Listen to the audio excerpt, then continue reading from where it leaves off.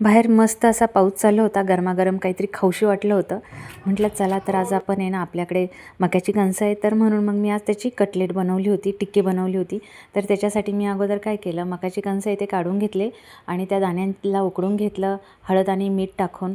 नंतर त्यांना थोडंसं अर्धवट असं बारीक केलं मिक्सरच्या भांड्यातून आणि थोडीशी मक्याची दाणे तेही टाकले, म्हणजे छान वाटतात खाताना. नंतर शिमला मिरची तीही कट करून घेतली बारीक, गाजर आहे ते बारीक किसून घेतलं, हिरवी मिरची बारीक कट करून घेतली, थोडीशी कोथिंबीर तीही टाकून घेतली, अद्रक आणि लसूण आहे ते कुटून घेतलं. नंतर लाल मिर्च पावडर आहे 2 चमचे, एकदम छोटेसे 2 चमचे लाल मिरची पावडर, 2 चमचे धनेपूड टाकली, हळदी टाकली, तुम्हाला काही मसाले टाकायचे तर तेही टाका, चवीप्रमाणे मीठही टाकून घेतलं.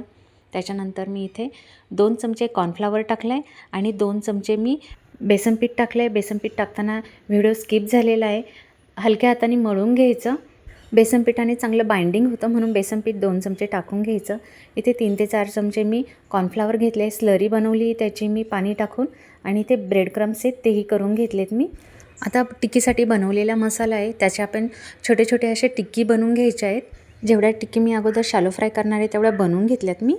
गॅसवरती तवा गरम करायला ठेवला आहे आणि एक टिक्की घेऊन मी कॉर्नफ्लॉवरच्या स्लरीमध्ये बुडून घेतली. नंतर ब्रेड क्रम्समध्ये मी तिला पूर्ण कोटिंग करून घेतले. तव्यावरती तेल टाकायचं आणि एक एक करून टिक्की टाकून घ्यायची आणि त्या शॅलो फ्राय करायच्या.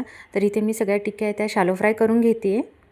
पलटी करून घ्यायचं, मंद गॅसवरतीच करून घ्यायच्या ह्या सगळ्या टिक्क्या. तर इथे आपल्या टिक्की ती तयार झाली आहे, वरून कुरकुरीत आणि आतमधून सॉफ्ट अशी आपल्या टिक्क्या तयार झाल्या. तुम्ही बनवा आणि मला कमेंट करून सांगा तुम्ही बनवलेली टिक्की कशी झाली ते.